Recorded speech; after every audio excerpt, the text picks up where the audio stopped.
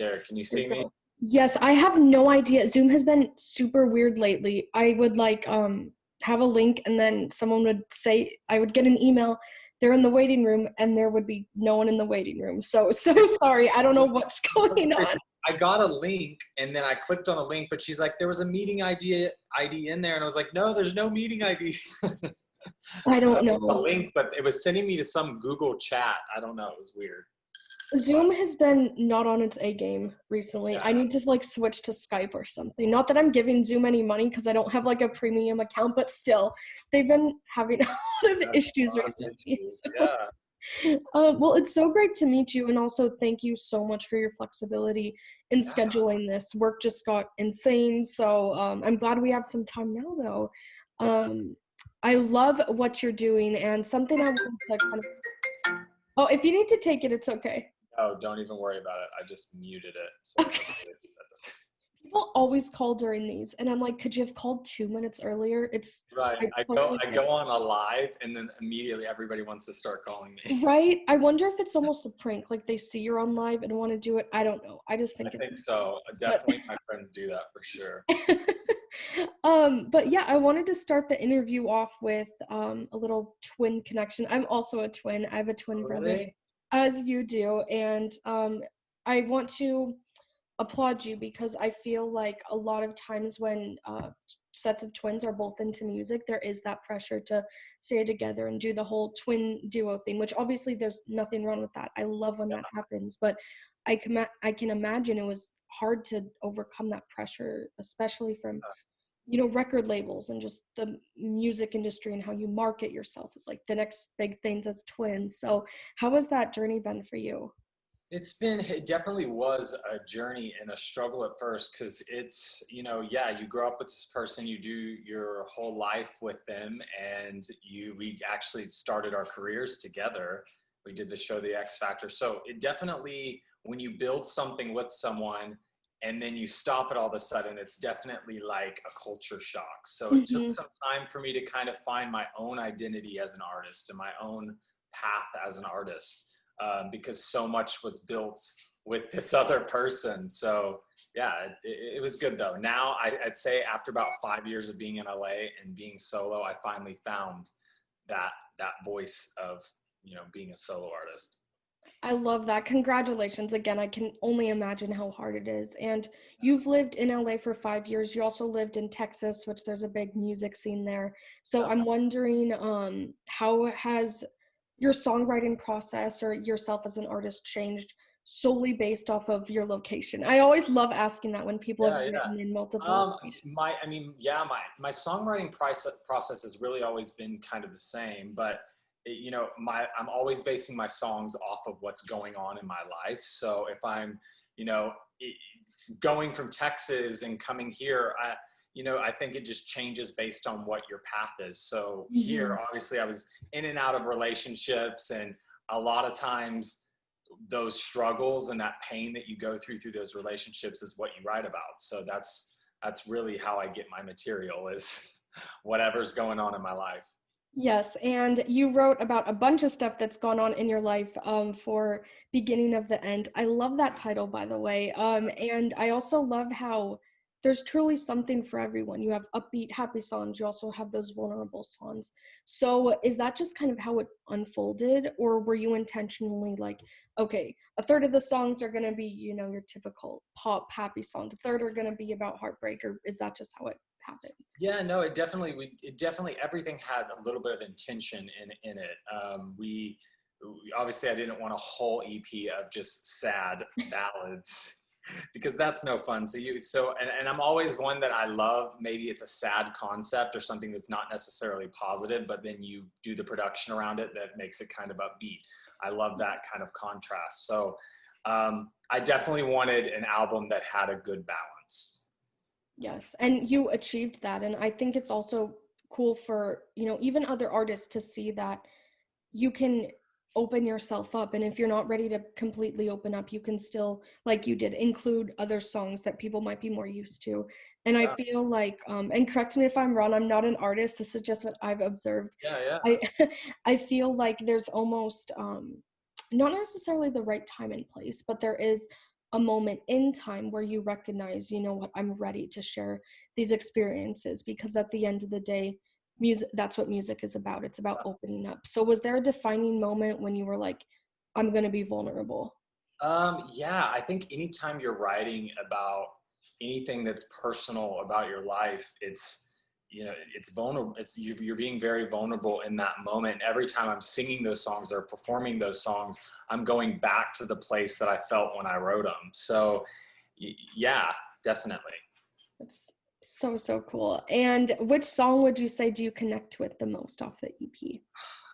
The most off of the EP, it just depends. I really love, as far as an upbeat song on there, I Won't Say I Love You. It's the last That's song. my favorite. That's the last song we wrote on the EP. And I honestly didn't even know that being that it was the last song, we needed one more. And I was like, okay, we got to write one more. And it ended up being my favorite on there. I think that one's my favorite upbeat one. And then the slowest, I won't say I'm sorry, Love You Enough, which is a slower song, is probably another one of my favorites. Very, very cool. Yeah, I Won't Say I Love You is my favorite. I just love the message, because it is hard to say those three words. And so I love when music is relatable. You know, anyone who's in a relationship, I'm sure, can relate to that. It's like, is Oh it time yeah. to say it? Do I wait for them? So I guess what I'm getting at is I love your relatability as an artist. Yeah. But I'm wondering if you ever feel like that almost, I'm trying to figure out how to word this. Do you ever feel like you're so relatable already? Do you ever feel like that holds you back from maybe exploring other genres or other concepts, or do you not feel that? In my music, being relatable, as you're saying, I'm trying to understand the question. So you're saying me being relatable in my music, does that affect me from doing other genres?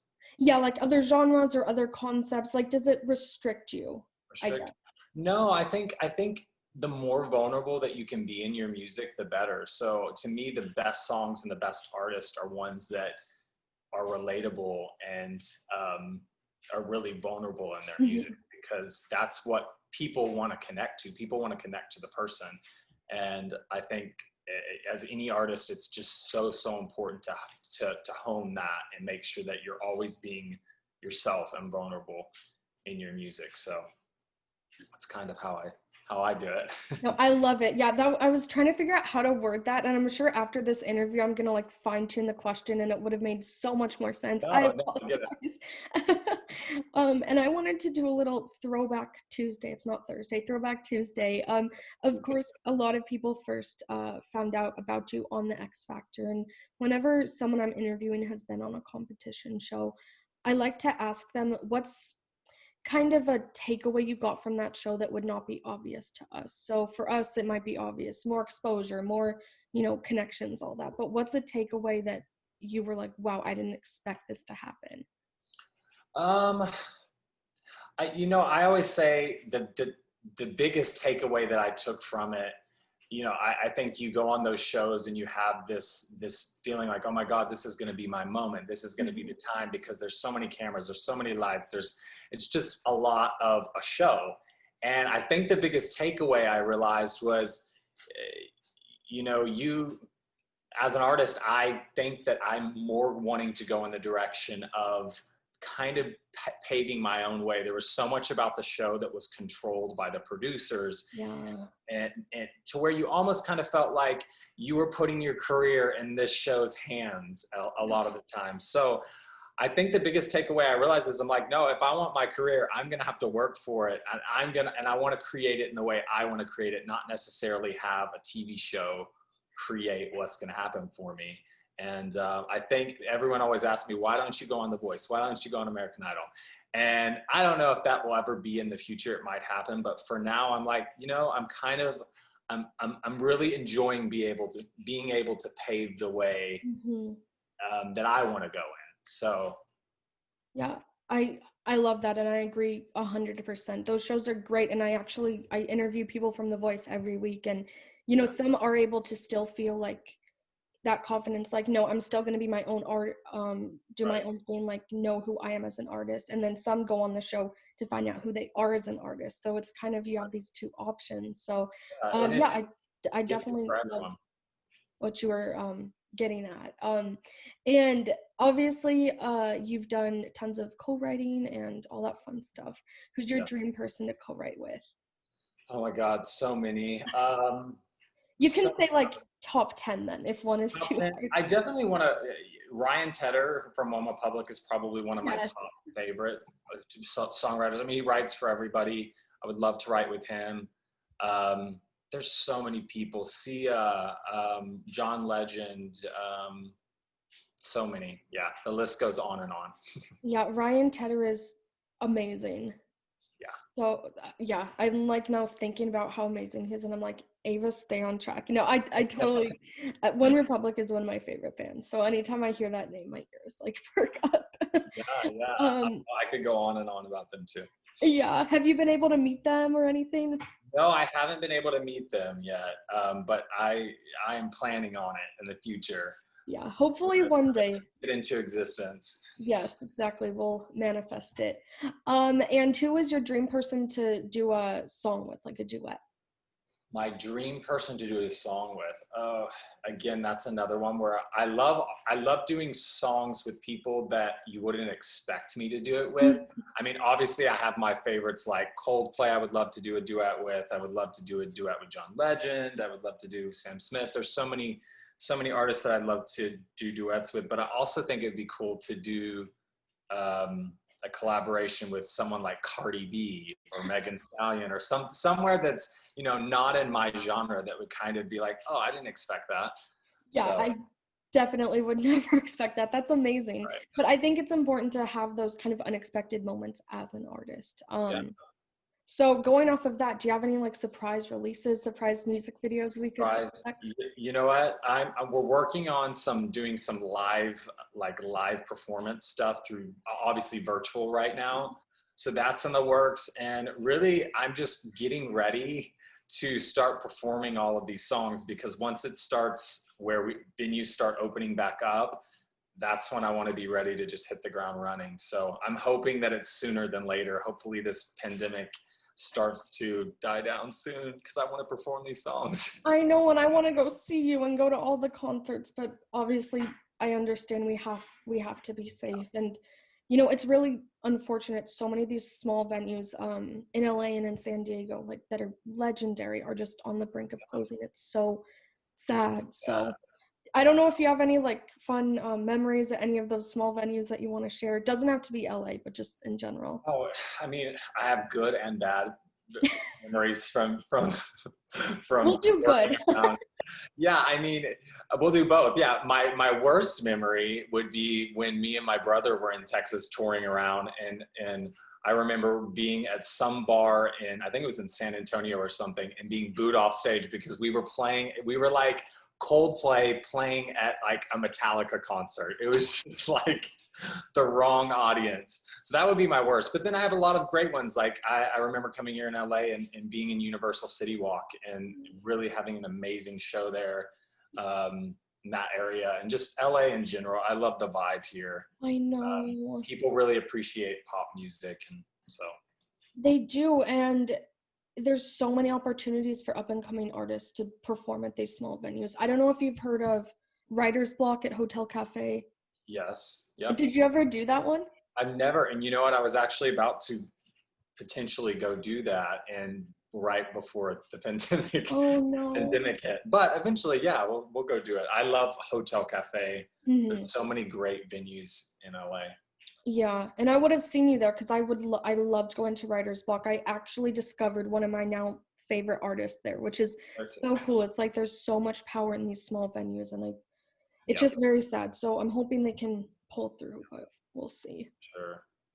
It's sad. I'm gonna not think about it any longer though, because it's gonna get better. We just have to believe it's gonna get better. We do, yeah. Put that positivity out into the world. But besides singing, songwriting, performing, do you have any extra free time to kind of focus on other hobbies right now? Oh my God, I have so much free time to focus on other hobbies. Yeah, I mean, I'm doing. I just got a new puppy during quarantine, so I saw them in the background. I think. Yeah. Here he is, Mickey. Come say hi. No way. Yeah, Hi, sweetie. so cute. And so, yeah, I mean, I'm spending a lot of time walking the dog, and I have this rooftop that I'll go throw a frisbee with him. And so it's, that's the main thing. Going on hikes, I feel like because life is slowed down right now, I'm able to do all the things that you don't get to do as often. So be out in nature and slow down. So it's nice. Yeah, it is nice, and I'm glad that you're taking advantage of that time because I know it's hard even when we're in a pandemic to be able to take time for yourself. So Yeah, of it's course. great motivation for me. Maybe I'll go on a hike later. Yeah, we're on another 3 week lockdown here in Los Angeles. Yeah. You're in LA, right? I'm based in LA. I'm in San Diego right now. Once this started, I went back to San Diego. I'm very blessed to be able to Smart. Yeah. stay here. It's a bit less, there was a bit less cases. Obviously the percentages are still very alarming, but yeah, we have some like trails around us, but in LA, I live right next to a beautiful trail. So that I do miss. I think it's important to go explore nature, but Oh yeah, gotta get out. yeah, and we're in a lockdown right now as well. It's either all of California or it's by county. There's like some lockdown that just started again, I think. Yeah, yeah. I think in LA for sure, we're like 3 week lockdown. So yeah, we're all indoors. It's hard, but you have a really cute puppy that you can just, look at 24/7. Right. So Thank God for dogs. I know, right? Dogs and cats. I don't know if you can see my cat in the Yeah, background. I see an ear. I realized that like halfway through the interview, I'm like, shoot, I did not mean to Hey, have the ankle like that. we love animals. We do. Oh, I love animals so much. Well, Josh, thank you so much for your time, and again, for just as much, thank you for your flexibility. Do you just want to plug your Instagram, Twitter, Yeah, do a little recap of where people can hear your music, all that fun stuff? yeah. So if you don't know me, my name's Josh Olsen, and you can find me on Instagram, TikTok, YouTube, everything. All my usernames are Josh Olsen Music. So if you type that into any of the search engines, you'll be able to find me. Click the links in my bio. You can find my new EP out at Spotify, iTunes, Apple Music, Amazon, wherever you listen to music. So Amazing. Everyone always forgets to mention Apple Music, and I'm one of 2 millennials who uses that and not Spotify. So yeah. I'm glad it's available everywhere. And is your song available to like sing to like use on TikTok? Oh yeah. You can Okay, use cool. I'll have TikTok. to go through that You can tag. you can use them on Instagram, wherever. Yeah, all of the most of the social media apps. I think you can find it. Okay, that's amazing. Maybe I'll have to get into TikTok for this. Yeah. Oh yeah, Well, I'm like a new TikToker now. I feel like I know I'm so bad. behind. I'm so behind, but you know what? I can't keep up with it all. Yeah, So I'm it's not. too many new apps every day. It's literally every day. Yeah. Let's stick with Instagram, YouTube, and Twitter for now, I Yeah. guess. Well, Josh, thank you again. And when it's safe and I'm back in LA, I'd love to do something maybe Yeah, backstage before one of your shows. I think that'd be a really yeah, fun, like, that'd be amazing. I was thinking, how do you say your name? Is it Eva or Ava? Ava. Ava. Okay. Thank you for asking. Honestly, I respond to both because I'm so used to being called Eva, I don't even like hear that someone's saying it wrong. Yeah. So, You're like, okay, whatever. and your name is Josh, right? No, I'm just Josh. kidding. Easy. Mine's a little bit more common. So. Well, thank you so much. And I look forward to meeting you someday in person and doing a Yeah. follow-up interview. And congrats on all the success. Thank you so much, Ava. Have a great day. You too. All right. Bye bye.